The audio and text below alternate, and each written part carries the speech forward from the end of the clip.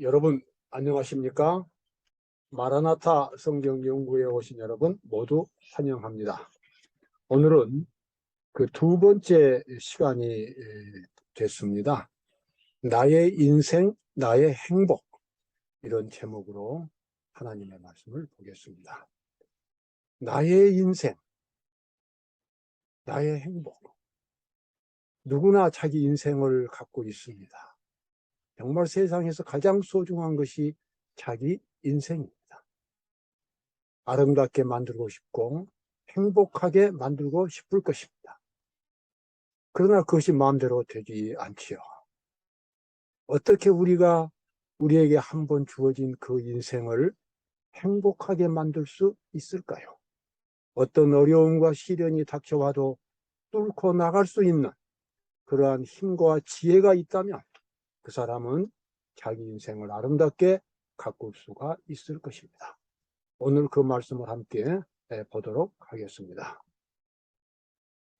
이사야 62장 4절에 보면 다시는 너를 버리운 자라 칭하지 아니하며 다시는 내 땅을 황무지라 칭하지 아니하고 오직 너를 헵시바라 하며 내 땅을 삐울라라 하리니 이는 여호와께서 내 땅이 결혼한 바가 될 것이니라. 여기 하나님께서 땅에 대한 말씀을 하셨습니다. 헵시바란 말과 이 삐울라란 말은 히브리어로 다 처녀, 아름다운 정결한 그런 처녀들을 가리키는 말입니다. 그래서 내가 너를 버리운 자라고 부르지 않을 것이고 내 땅을 황무지라고 부르지 않을 것이고 내 땅은 마치 처녀처럼 헵시바처럼 또 뷸라처럼 내가 그렇게 만들리라. 여기 나와 있는 이 말씀들은 죄 때문에 황무지가 되어버린 우리 죄인들의 마음에 대한 하나님의 말씀입니다. 죄가 파괴시켜버린 이 우리 인간의 마음을 다시 아름다운 동산으로 만들어 주시겠다는 하나님의 약속을 여기서 볼 수가 있습니다. 이러한 약속이 과연 우리 마음속에 이루어질 것인가? 내가 어떻게 하면 이 하나님의 약속을 경험할 수 있을 것인가? 우리 그 말씀을 오늘 함께 보도록 하겠습니다. 헵시바와 뷸라란 말은 다 여자 신부에 대한 말씀입니다. 오늘 제가 준비한 이 하나님의 말씀의 가장 중요한 초점은 요한복음 4장에 나오는 어느 여인의 이야기입니다. 사마리아라고 하는 그 나라의 수가라는 마을에서 예수님은 어느 여인을 만났습니다. 그 여인과의 이야기 속에서 예수님은 그 여인에게 마르지 않는 생수와 같은 샘을 주겠다고 약속하셨고 그 여인이 더 계속 질문을 했을 때에 예수님이 그 여인에게 대답을 해 주었습니다. 그 여인은 예수님의 말씀을 통해서 자기 마음속에 느껴지는 어떤 신령한 감동을 받았습니다. 자기 마음속 깊은 곳에서부터 뭔가 죄의 상처가 아물어지는, 그래서 새로운 사람으로 바꿔지는 어떤 신령한 경험을 그날 갖게 된 것입니다. 그리고 그 여인은 그날 새로운 사람으로 변했습니다. 내가 주는 물을 먹는 자는 영원히 목마르지 아니하리니 나의 주는 물은 그 속에서 영생하도록 솟아나는 샘물이 되리라. 참 고귀한 약속입니다. 우리 사람이 마음속에서 이와 같은 우물이 있다면 얼마나 좋겠습니까? 늘 우리 마음속에서 솟구쳐 올라오는 생수와 같은 기쁨을 가지고 산다면 우리는 세상 어떤 것도 두렵지가 않을 것입니다. 하나님께서 이 고귀한 약속을 주셨습니다. 예수님은 이 고귀한 약속을 그 사마리아 여자에게 성취시켰습니다. 그리고 성경은 말하기를, 예수님의 초청을 말하기를, 수고하고 무거운 짐진 자들아 다 내게로 오라. 내가 너희를 쉬게 하리라는 예수님의 약속이 성경 여러 군데서 반복되어 있습니다. 과연 우리가 그 물을 마실 수 있을까요? 내가 어떻게 하면 그 물을 마실 수 있을까요? 그래서 어렵고 힘든 일을 당할 때에도 그런 것들을 다 극복하고 나갈 만한 힘을 얻을 만한 그와 같은 지혜를 내가 어떻게 하면 가질 수 있을까요? 오늘 이 여인의 이야기를 통해서 좀 더 깊이 살펴보도록 하겠습니다. 자, 여자가 가로되 주여 이런 물을 내게 주사 목마르지도 않고 또 여기 물길로 오지도 않게 하옵소서. 가라사대 가서 내 남편을 불러오라. 여러분, 이 이야기에서 이제 드디어 전환점이 나옵니다. 여자가 아주 신령하게 생긴 어떤 신비한 그런 이 유대인 남자로부터 물에 대한 이야기를 듣고, 그렇다면 그 물을 저한테 주시면 제가 여기 물길로 올 필요도 없겠습니다. 그렇게 하니까 예수님이 뭐라고 하셨어요? 예, 이 부분이 핵심입니다. 내 남편을 불러오라. 이 말을 듣자 여인은 화들짝 놀랐습니다.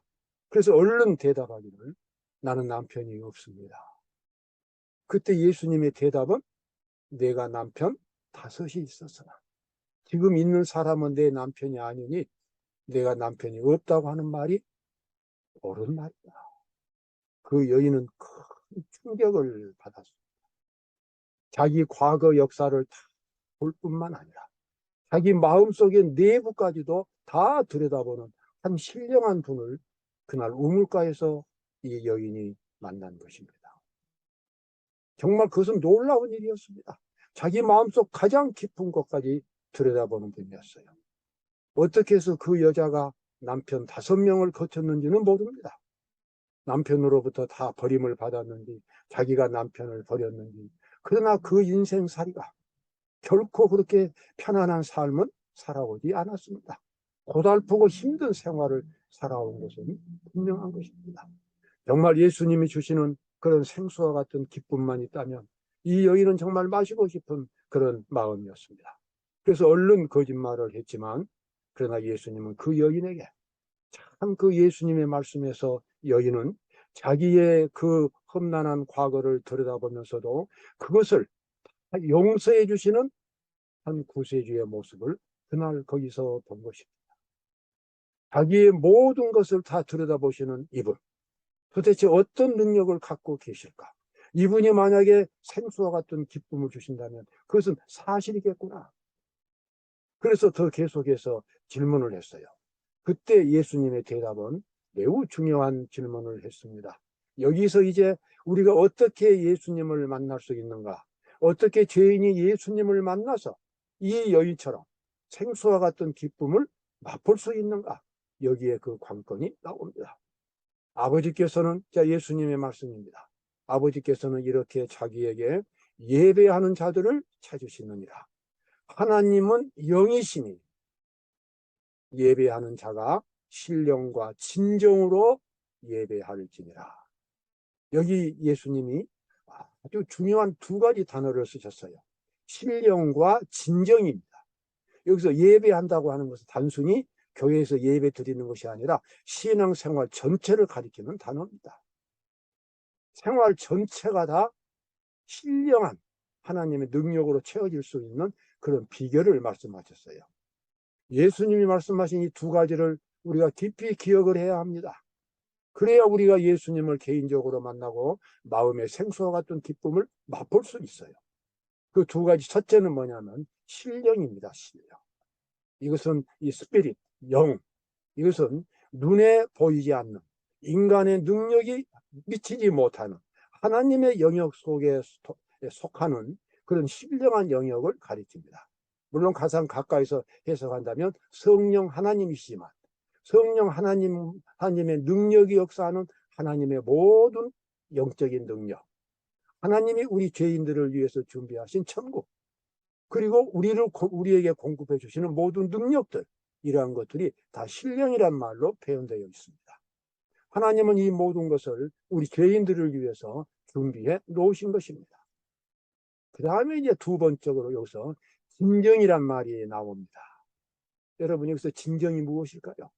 하나님 혼자서 모든 능력을 다 준비해 놓으면 그 다음에 죄인은 그냥 자동적으로 그냥 새로운 사람으로 되고 능력을 받습니까? 절대로 그렇지 않습니다. 하나님을 믿는 신앙은 그렇게 되지 않습니다. 강제가 없는 것입니다. 본인이 원하지 않으면 천국도 가질 수가 없어요. 그래서 인간에게는 자유의지가 대단히 중요한 것입니다. 여기 진정이라고 하는 말은 하나님 앞에서 죄인이 나타낼 수 있는 가장 진실한 마음입니다. 가장 진실한 마음을 하나님 앞에서 고백하는 것입니다. 가장 진실한 마음을 고백할 때에 인간이 할 수 있는 말은 무엇이 대부분일까요? 하나님 앞에 사실은 자랑스러운 것은 없습니다. 하나님이 나를 아깝게 보시고 귀하게 보시니까 내가 하나님 앞에 존귀하지, 내 스스로 어떤 존귀한 그런 존재가 되어서 존귀한 것이 아닙니다. 죄인은 정말 언젠가는 사라져야 할 폐기물과 같은 것이 죄인입니다. 그게 바로 죄입니다. 하나님 앞에서 자기의 진실한 마음을 고백한다고 하는 것은 자기의 허물을, 자기의 잘못을 하나님 앞에 말씀드리는 것입니다. 그리고 그러한 것들을 고치기를 원하는 것입니다. 그냥 이런 사소한 어떤 잘못들이 아니라 그러한 잘못들도 다 회개하지만 가장 깊은 곳에서 자기가 자기를 압니다. 자기가 늘 무엇이 문제인가를 알고 있어요. 그리고 같은 죄를 반복해서 짓는 것이 무엇인지를 본인은 알고 있습니다. 이 여인에게는 무엇이 문제였습니까? 남편이 문제였습니다. 만약 이 남편 문제가 올바로 해결된다면 이 여인의 다른 죄의 문제는 대부분 다 해결이 될 것입니다. 오늘 우리의 죄의 문제도 마찬가지입니다. 가장 깊은 곳에서 나를 가장 괴롭히는 그 문제를 내가 예수님 앞에서 고백하고 그것을 극복했다면 나는 변하여 새로운 사람이 되고 생수와 같은 기쁨이 나오게 될 것입니다. 그래서 신령과 진정으로 예배할지니라. 여러분, 하나님 앞에서 가장 진실한 마음으로 고백하고 회개하는 그런 경험을 가져보십시오. 그것은 바로 세상에서 죄인이 가질 수 있는 가장 고귀한 경험입니다. 그 경험은 바로 영생을 가져올 수 있습니다. 황무지같이 타락해버리고 몹쓸게 된 우리의 마음이, 황무지가 된 우리의 사막 같은 마음이 옥토처럼 변할 수 있는, 헵시바와 뷸라처럼 변할 수 있는 마음의 변화가 그때부터 하나님의 능력으로 일어나게 되는 것입니다.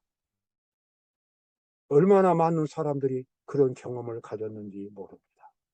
마음속의 변화, 마음속에 하나님의 은혜가 세워지는 경험, 바로 그것이 우리의 진정한 마음에서부터 출발한다고 하는 것입니다. 신령과 진정으로 예배할지니라. 하나님께서 모든 것을 준비해 놓고 기다리시는데 이제는 죄인이 자기의 가장 진실한 마음을 하나님께 바치는 경험, 바로 그것이 진정인 것입니다. 신령과 진정으로 예배할지니라. 아버지께서는 이렇게 자기에게 예배하는 자들을 찾으시느니라. 여러분, 성경에서 하나님의 초청의 말씀이 늘 간절합니다.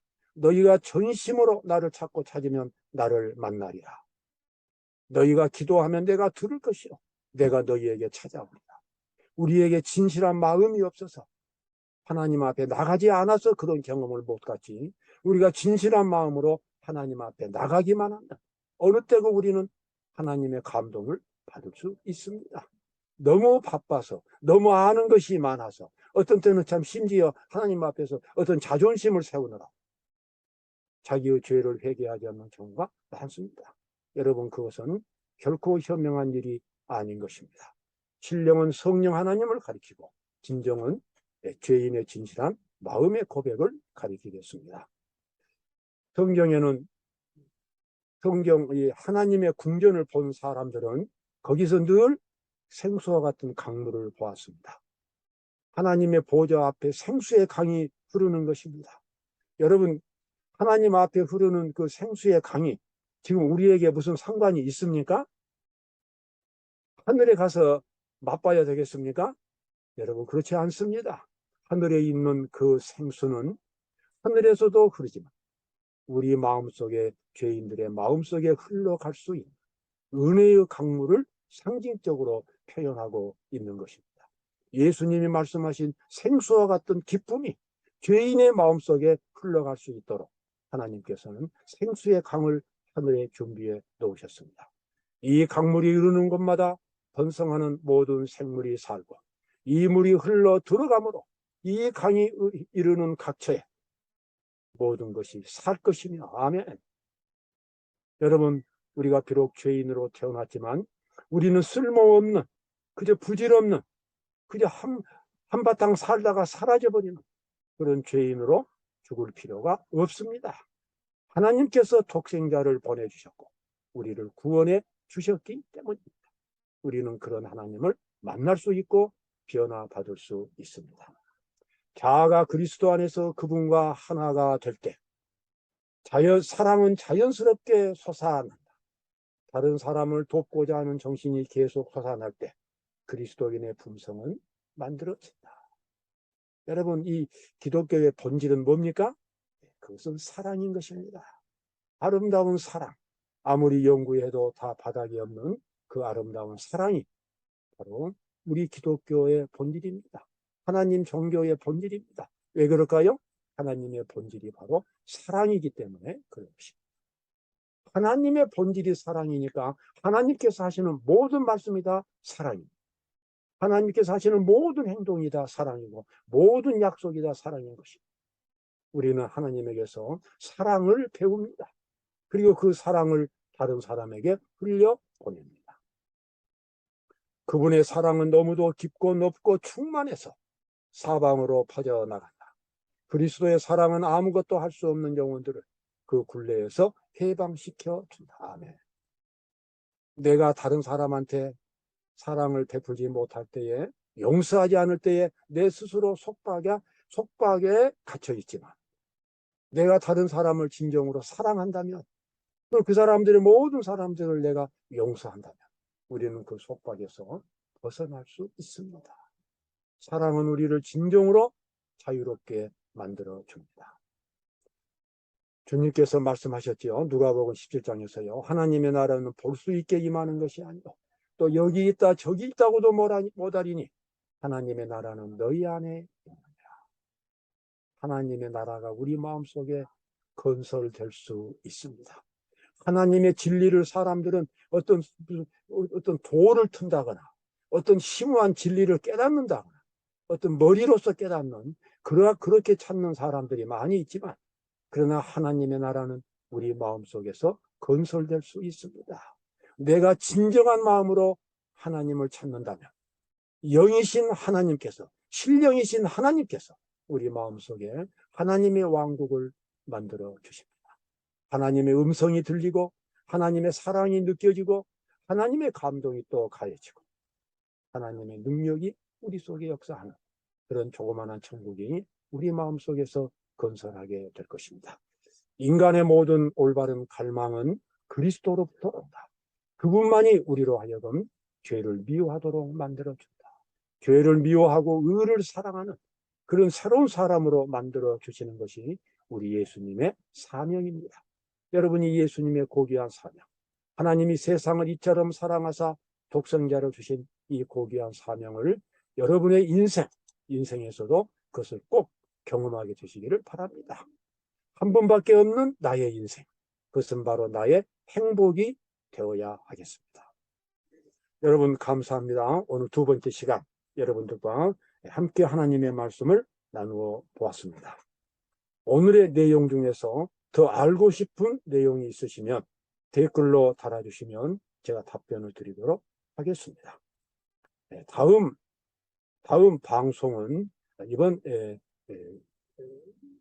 토요일이 되겠습니다. 토요일 5시, 새벽 5시 30분에 또 여러분 말씀을 가지고 뵙겠습니다. 오늘 또 설교 내용이 마음에 드셨다면 좋아요와 구독 한 번씩 클릭해 주시면 감사하겠습니다. 다음 뵐 때까지 여러분 안녕히 계십시오. 감사합니다.